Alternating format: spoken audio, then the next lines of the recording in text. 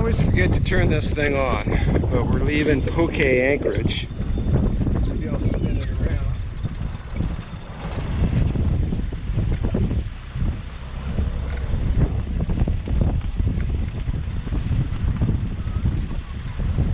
So we can remember what Poke Anchorage is.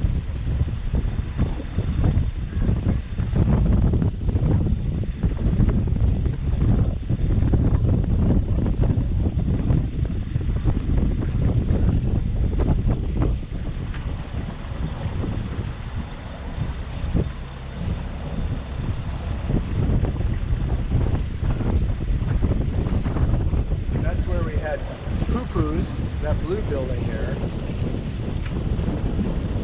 We throw our dinghy in, and that bigger building is the market, where we got some fresh fruit, some ahi.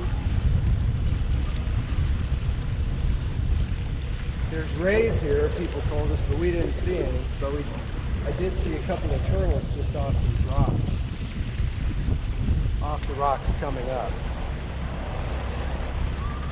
So, that is the nice little anchorage of Poke. We stay here 2 nights. It's wonderful.